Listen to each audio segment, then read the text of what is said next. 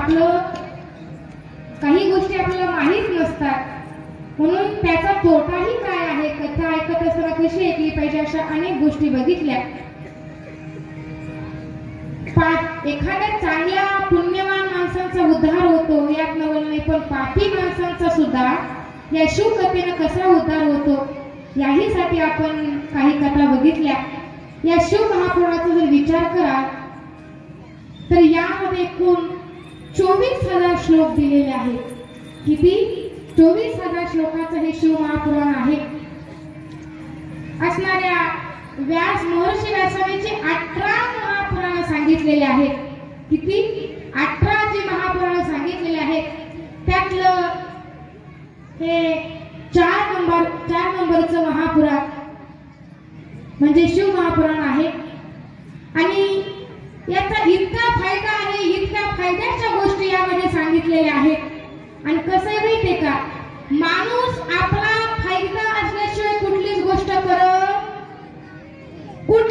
करायला जाऊ द्या. आपल्याला काय मिळते त्याच्यातून हे पहिलं बघतो आपण. आता आमचे सुधाकर गुरुजी एवढे जीव तोडून तबला वाजवतात 3 दिवस, कशासाठी हो? काय मिळते त्यांना? तुम्ही फुकट वाजवता पैसा, काहीतरी मिळते त्याच्यातून. बरं, पैशाचा भाग सोड, आपण समाधान का होईना काहीतरी भेटते त्याच्यातून, काहीतरी आपल्याला मिळते, या अपेक्षेने आपण सगळ्या गोष्टी करतो. म्हणून आज जर विचार करायला गेला तर माणसाला कुठली गोष्ट करायला सांगितली तर माणूस त्यातनं आपल्याला मिळतच काय याचा पहिल्यांदा विचार करतो. मग या शिव महापुराणापासून जर आपल्याला काय मिळत असेल तर अनेक गोष्टी आणि साधनं सोपी आहेत का, पण फळ मात्र त्याचं फार मोठं सांगितलेलं आहे. सोपी साधनं सांगितली आपल्याला. मग या ठिकाणी समजा आपण जर एक बेलाचं वृक्ष जर लावलं, तर 1 कोटी शिव मंदिर बांधण्याचं पुण्य आपल्याला मिळते.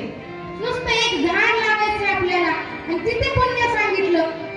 नंतर त्या बेलाच्या वृक्षाला एक प्रदक्षिणा जरी मारली तरी विश्वातले जेवढे तीर्थ आहेत तेवढ्या तीर्थाचं दर्शन घेतल्याचं पुण्य फक्त त्या बेलाच्या वृक्षाला एक प्रदक्षिणा मारल्यानंतर तुम्हाला मिळतं. जर बेलाच्या वृक्षाखाली बसून डोक्यावर पाणी जर शिंपडलं तरी सुद्धा विश्वातल्या सगळ्या तीर्थाचं स्नान केल्याचं पुण्य तुम्हाला मिळते. खूप काही मिळकत सांगितलेले, खूप सोप्या साधना सांगितलेले. तुम्ही एवढ्या 7-8 वाजता एवढा आवरून नटून तटून येऊन बसता, काहीतरी मिळते तुम्हाला. पण आता ते भाग्यवानालाच मिळते, बरोबर आहे का नाही? एक पैठणीची आशा करून का तुम्ही बसताय का नाही इथं? काहीतरी आशा नाही, काहीतरी मिळणार आहे. प्रत्येकाला वाटते मला मिळावं, पण त्याच्या अपेक्षा नका होईना आपण इथे येतोय.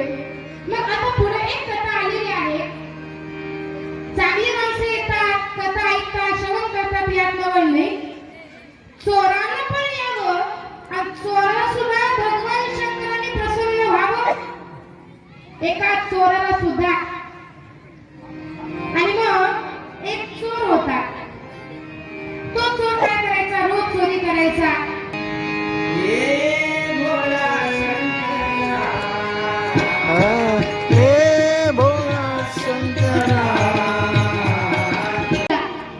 आणि मंदिरामध्ये गेल्यानंतर त्याचं लक्ष गेलं एका घंटीकडे. त्याने विचार केला, जाऊ दे, आज काय मिळालं नाही ना आपल्याला, आपण काय करूया, ती घंटी चोरूया म्हणला.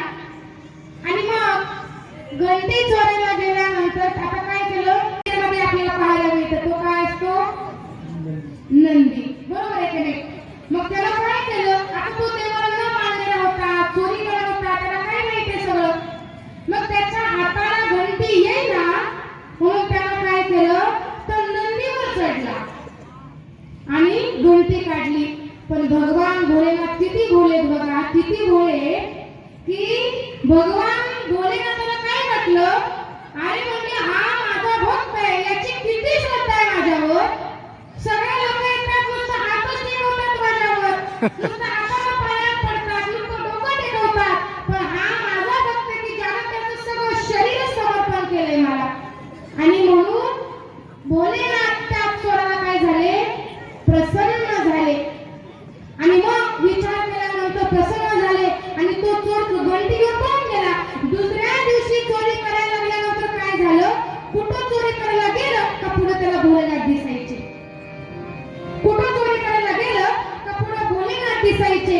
आणि मग त्याच्या लक्षात आलं आणि त्याला त्याचं महत्त्व कळालं. म्हणून एका चोराला सुद्धा प्रसन्न होणारे भोलेनाथ आहे. मग तुम्ही आम्ही जर श्रद्धेने इथं सेवा केली, श्रद्धेनं मनोभावानं अंतःकरणपूर्वक जर इथं आलो तर तुम्हाला का भोलेनाथ प्रसन्न होणार नाही, फक्त भाव लागतो बरं का. मनात कुठली आशा न धरता इथे यायचे. भगवान शंकराने मला काहीतरी द्यावं, मुळी त्याच्यासाठी यायचं आहे, कारण तो देणारच आहे. तुमचा भाव जर शुद्ध असेल तर न सांगता तुम्हा कळो येते अंतर, विश्वी विश्वंभर परिहार चिन्ह लगे. अहो तो भगवान पंढरीस पांडुरंग परमात्मा युगे 28 कर काठेवर उभा आहे तुम्हाला देण्यासाठी. अजून तो थकलेला नाही, थकून हात खाली घेतलेले नाही. आणि म्हणून ती जागा इतकी पवित्र आहे, तिथली एक वीण सुद्धा इतकी पवित्र आहे. कुठली ती होती माती, कोण तो कुंभार. कुठली ती होती माती, कोण तो कुंभार. गणविता उभा राही पहा विश्वंभर, जिच्यामुळे पंढरपूर झाले कीर्तिवंत. जिच्यामुळे पंढरपूर झाले कीर्तिवंत. विठ्ठलाच्या पायी विठ झाली भाग्यवंत. विठ्ठलाच्या पायी विठ झाली भाग्यवंत. विठ्ठलाच्या पायी विठ झाली भाग्यवंत. विठ्ठलाच्या पायी विठ झाली भाग्यवंत. विठ्ठलाच्या पायी विठ झाली भाग्यवंत. आणि म्हणून कधीतरी आपण सांगितलं पाहिजे, खूप पवित्र आहे. कधीतरी हे मस्तक त्याच्या चरणावरती आपण समर्पण केलं पाहिजे आणि त्याचं दर्शन घेतलं पाहिजे. दर्शन दे रे भगवंता, दर्शन दे रे भगवंता.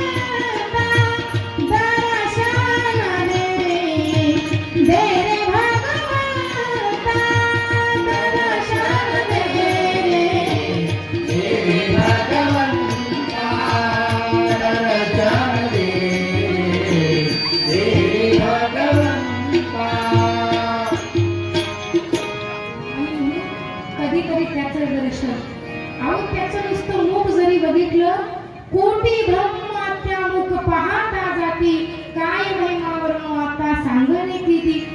नुसतं तोंड जरी बघितलं ना भगवंताचं, तर कोटी ब्रह्महत्याचं पाप निघून जातं. इतकंच नाही, ज्या सुखाची अपेक्षा करून तुम्ही आम्ही इथं बसतोय, ते सुख पाहता श्रीमुख, सुखावले सुख डोळ्याची भूक नवजे नुसतं भगवंताचं तोंड जरी माहित नाही. गीतेमध्ये एकूण 700 श्लोक आहेत. तिथे 700 श्लोक.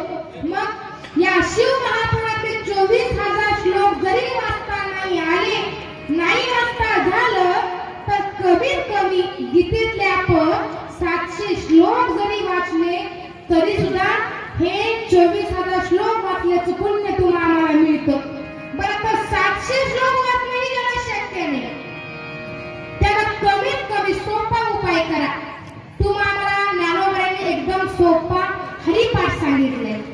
किती अभंगाचा हरिपाठ आहे तुम्हाला माहिती का? आता किती वर्षापासून तुमचा सप्ताह चालू आहे? सप्ताह कीर्तनाचे हरिपाठ असेलच ना? किती हरिपाठामध्ये किती अभंग आहेत कोण सांगते? किती? 28. बरोबर आहे. म्हणजे तेवढं तरी आम्हाला समजते. मग 700 श्लोक नाही वाचता आले तरी चालतील, पण कमीत कमी हरिपाठातले 28 अभंग तरी आपल्याला काय करायचे? वाचायचे. पण काय करता, कलियुग आहे. आता आम्हाला तेवढं सुद्धा वाचायला आणि हरिपाठ करायला सुद्धा वेळ नाही. मग 18 पुराणापैकी असणारं 4थं पुराण म्हणजे हे शिव महापुराण आहे. यामध्ये 24,000 श्लोक आहेत आणि 7 संहिता आहेत. मग आता या 7 संहितेची नावं जरी आपण ऐकली तरी सर्व पापांचा नाश होतोय आपल्या. फक्त नावं कानानं ऐकायची तरी आपल्या सगळ्या पापांचा काय होणार आहे? नाश होणार आहे.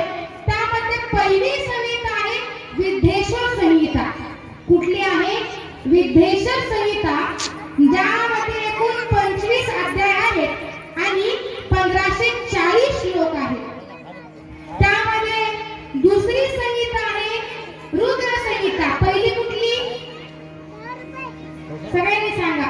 एवढं जरी आपलं ऐकलं तरी 3 दिवस कथा ऐकायचं पुण्य आपल्याला मिळेल. बाकी काही नाही लक्षात ठेवलं तरी चालेल. पहिली कुठली आहे? लय नटून थटून आल्यामुळे विसरायला नाही का? काही लक्ष लागत नाही का? तर विचार करायला गेलं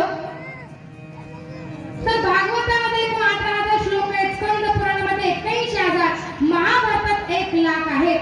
आणि आता पुढं विद्धेश्वर संहितामध्ये साध्य आणि साधनेचा, पहिली जी संहिता सांगितली तुम्हाला आम्हाला, त्या संहितेमध्ये साध्य आणि साधनेचा विचार केलेला आहे.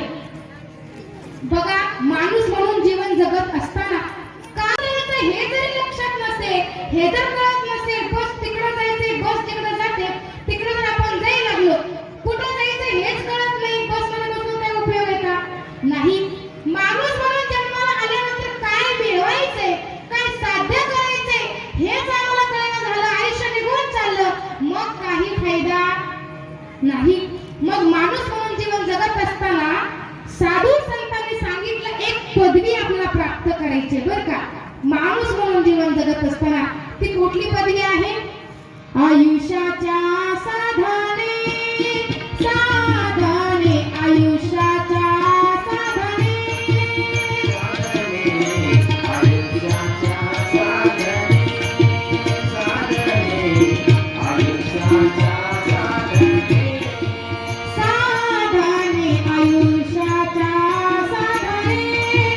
साधने, आयुष्याच्या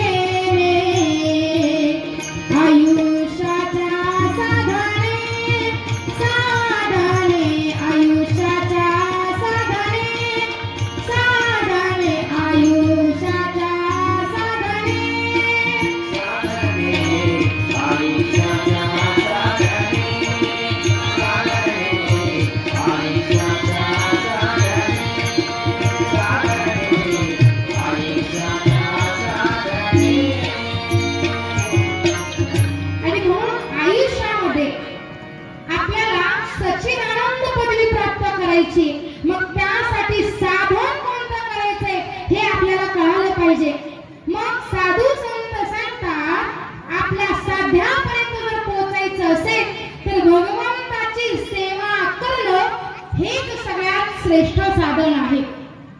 निष्काम सेवा करायचं आहे. मनाने, वाणीनं, देहानं जर भगवंताची आपण सेवा करायची आहे आणि सगळं काही फक्त सेवेला प्राप्त होतं. पण माणसाचं कसं आहे माहितीये का? माणसाला सेवा करायला लाज वाटते. साहेबाच्या पुढं पुढं करायला मनुष्याला लाज वाटत नाही, पण देवळात गेल्यानंतर डोकं टेकायला लाज वाटते. साधू संतांच्या पायावर मस्तक ठेवायला आम्हाला लाज वाटते.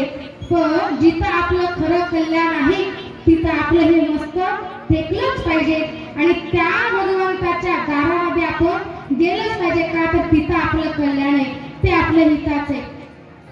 देवाची द्वारी उभा क्षणभारी तेने मोती तारी साधिल्या, तेने मोती तारी साधिल्या, तेने मोती तारी साधिल्या.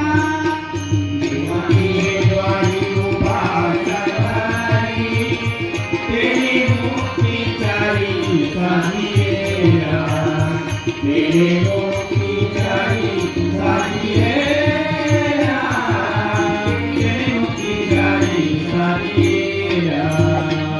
देवाची द्वारी उभा हरी मुखे मना, हरी मुखे मना, हरी मुखे मना, हरी मुखे मना, हरी मुखे मना, हरी मुखे मना, हरी मुखे मना, हरी मुखे मना,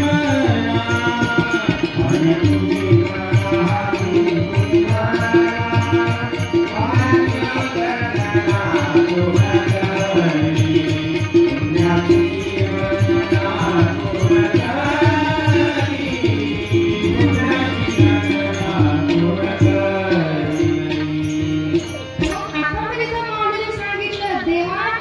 उभारल्यानंतर आपल्याला मुक्ती प्राप्त होतात. पण मला सांगा, आजपर्यंत आपण इतक्या वाड्या केल्या, इतक्या वेळा आपण पंढरपूरला जातोय, आपल्याला मिळाले का मुक्ती? मिळाले का? कमीत कमी इतकी गर्दी असते त्या पंढरपुरामध्ये.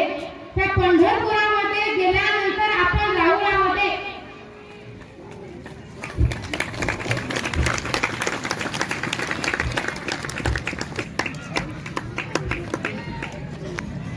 त्यांचं आपल्या कथेमध्ये आगमन झालेले. सगळ्यांनी एकदा टाळी वाजवून स्वागत करा.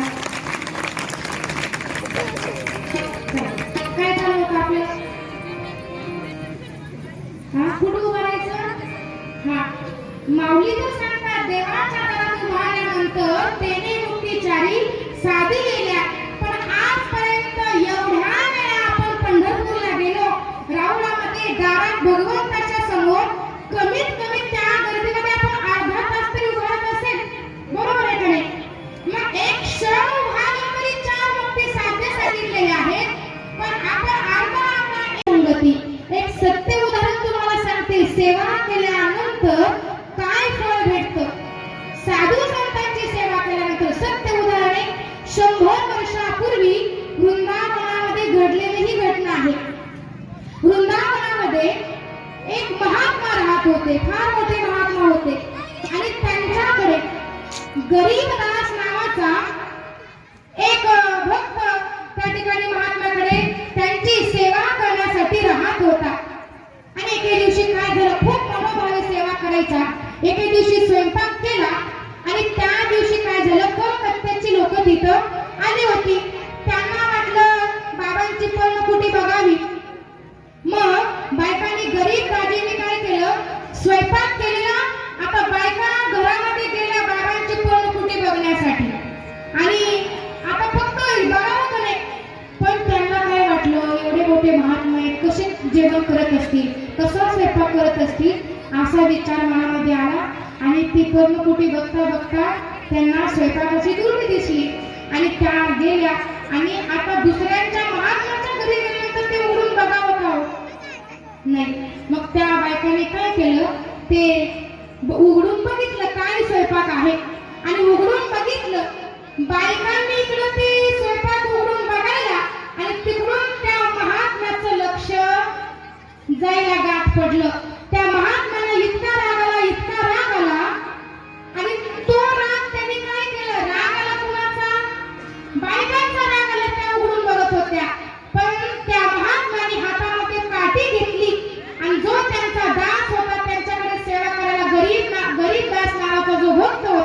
सेवा करण्यासाठी त्याला ते काठीनं मारायला लागले. इतकं मारलं काठीनं, अंगातून रक्त येऊस तर त्यांनी मारलं. बेशुद्ध झाला. थोड्या वेळ शुद्धीवर आला आणि शुद्धीवर आल्यानंतर महात्म्याने काय केलं होतं, रागामध्ये सगळं जेवण अस्ताव्यस्त फेकून दिलेलं होतं. एवढा राग त्यांना आलेला होता. आणि मग गरीब दासानं काय केलं, एवढं मारलं होतं, मनामध्ये राग धरला नाही, बेशुद्ध पडला होता. शुद्ध अवस्थेत झाल्यानंतर पुन्हा गेला आणि पुन्हा आंघोळ केली. आंघोळ केल्यानंतर स्वयंपाक बनवला आणि ते जे महात्मा होते त्यांचं नाव होतं खाकी बाबा. काय नाव होतं? खाकी बाबा.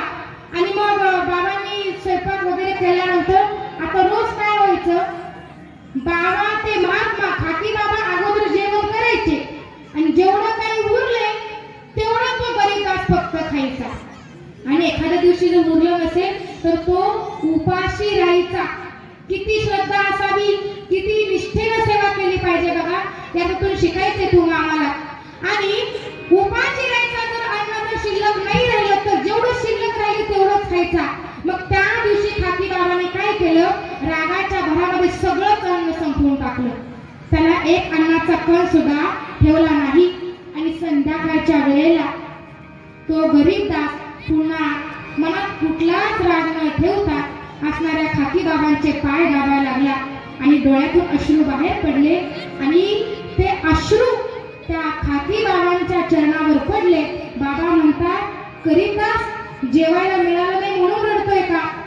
त्यावेळेस त्यानं जे दिलेलं उत्तर आहे ते खूप अंतःकरणातलं आणि निष्ठा कशी असावी त्याच्या उत्तरातून कळतं. सेवा किती श्रद्धेने केली पाहिजे हे त्याच्या सेवेतून कळतं. त्या ठिकाणी त्या गरीब दासानं उत्तर दिलं, बाबा मला जेवायला मिळालं नाही म्हणून मी रडत नाही, तर आज तुम्हाला माझ्यामुळं जेवायला उशीर झाला म्हणून माझ्या डोळ्यातून अश्रू येते. मग तेव्हा कळालं आणि बाबांनी एक मिठी मारली. त्यावेळेस सांगितलं, काय पाहिजे तुला सांग. मग आपल्यासारखा जर एखादा असता तिथं तर काय मागितलं असतं? आपलं माहिती आहे, वाढावे संतान गृही व्हावे धन्य दान. कुठं जायचं तर आपण घरदार गाडी बंगला पैसा असंच मागतो सगळं. मग त्यानं मागितलं की मला भगवंताची प्राप्ती करून द्या. मी सेवा एवढी करतो कशासाठी? भगवंत भेटण्यासाठीच. मग खाकी बाबांनी सांगितलं, तुला लवकरच भगवंताचं दर्शन होईल. आणि एक दिवस काय झालं, मग तो गरीब दास असं वृंदावनामध्ये परिक्रमेला निघालेला होता बाबांबरोबर.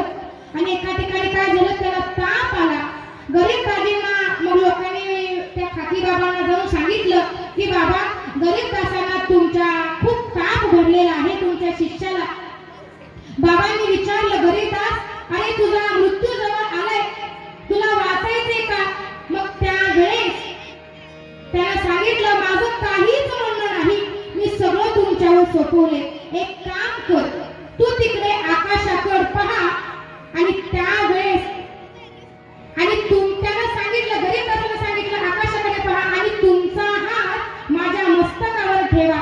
आणि हात ठेवल्यानंतर गरीब दाजीने जेव्हा आकाशाकडे पाहिलं त्यावेळेस त्याला साक्षात भगवंताचं दर्शन झालं. उमापती महादेव की. मला इतकंच सांगायचे, ते सेवा हा दारवंत. आणि म्हणून रुद्रसंहितेमध्ये जे आपल्याला सांगितले साध्य आणि साधक, जर भगवंताची प्राप्ती करायची असेल, साध्य कुठलं? सेवा. कुठलीही सेवा करा पण अंतःकरणापासून सेवा करायची आहे. आणि मग पुढे आता महादेव अजून कशा तुम्हाला प्रसन्न होता, तर सन्मार्गाने मिळालेले जे धन आहे त्याचा काही वाटा आपण देवासाठी दिला पाहिजे.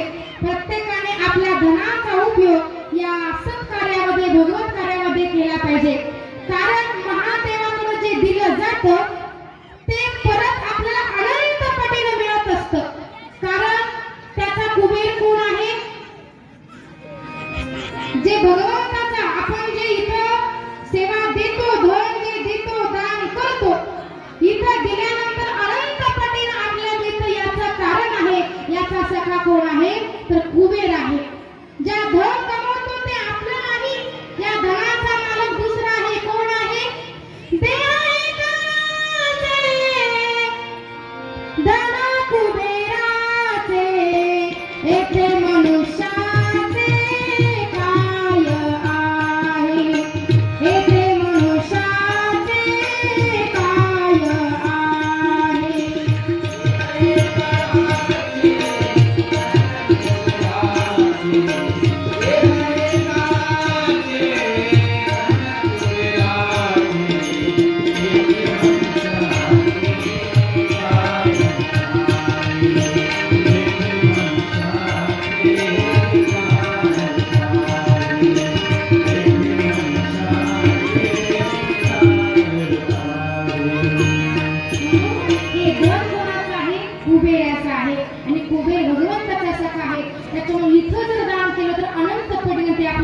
असतं.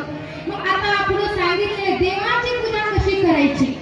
देवाची आता काय करून पारुशीच गंगा लावतात, स्नान करतात, देवाची पूजा करतात, ते काही कामाचं नाही. देवाची पूजा कशी करायची. धर्मशास्त्रानुसार शिवलिंगाच्या पूजे अगोदर आपण 3 प्रकारचं स्नान करायचे. किती प्रकारचं. 3 प्रकारचं स्नान करायचं आहे.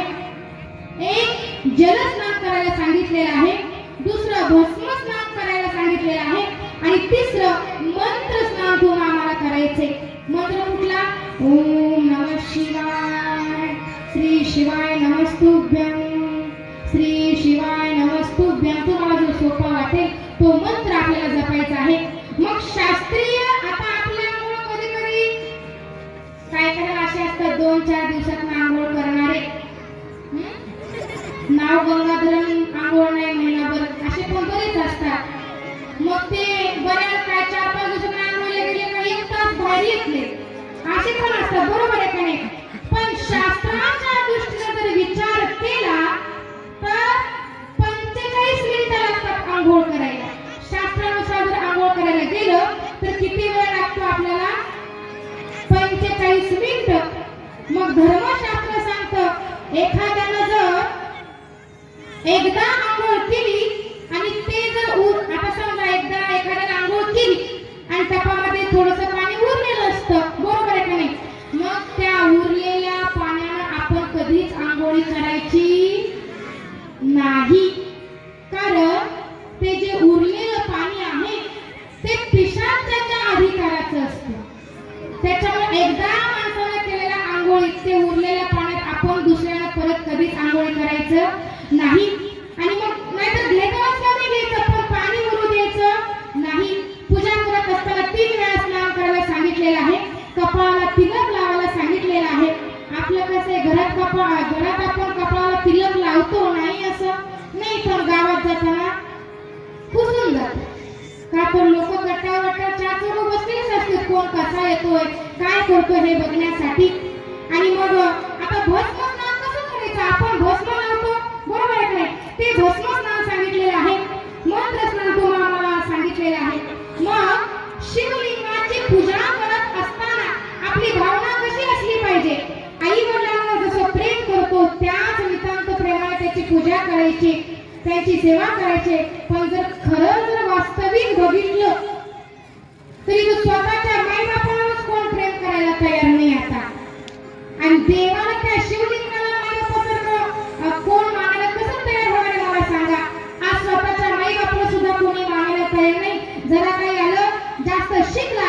आज लोक इतके शिकायला लागले आणि शिकल्यानंतर मग अरे मी माईबापाला येणं समजतात, विसरून जातात. आई तुला काही कळत नाही गप्प बस, बाबा तुम्हाला काही कळत नाही गप्प बसा. अहो आज आम्ही जगाला मानायला लागलो पण स्वतःच्या माई बापाला आईला आई न म्हणणारे सुद्धा लोक आज तुम्हाला आज या कलियुगामध्ये पाहायला भेटतात. आई आई रे बेईमान दुनिया आई रे, आई रे बेईमान दुनिया आई रे, आई रे बेईमान दुनिया आई रे, आई रे बेईमान दुनिया आई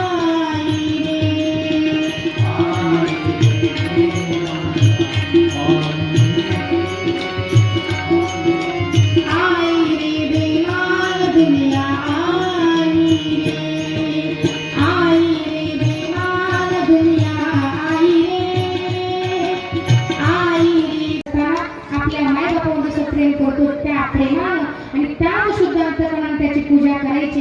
पूजा करत असताना कपाळाला काय लावायचं आपल्याला. त्रिपुंड लावायचं आहे.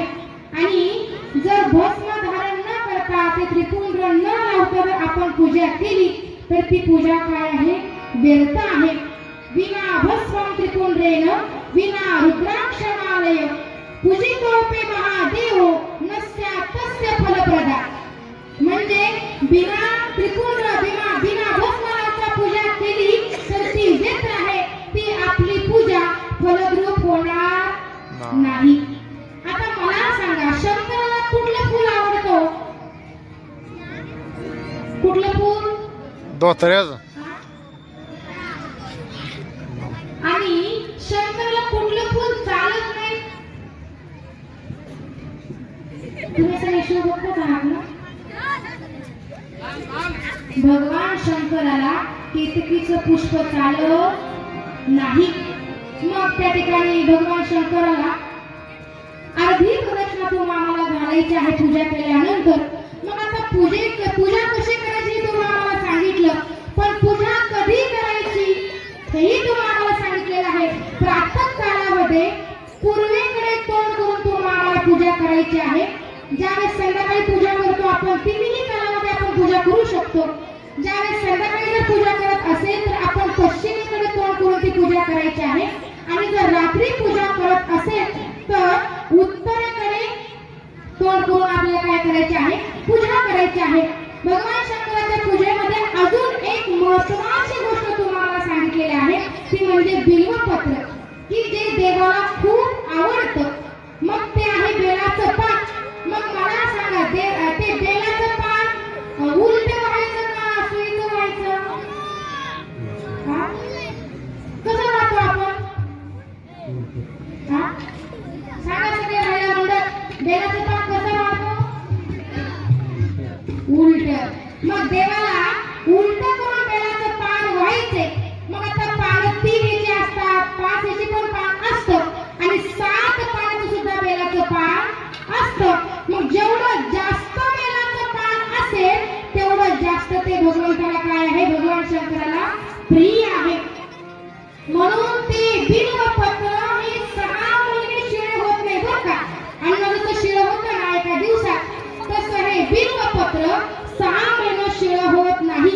म्हणून 108 बिल्वपत्राची माळ जर सोमवारी आपण भगवान शंकराला वाहिली तर आपल्या सगळ्या मनोकामना ह्या पूर्ण होत असतात. म्हणून बिल्वपत्र हे किडलेलं नसावं. पानामध्ये पान बहुमोलाचं,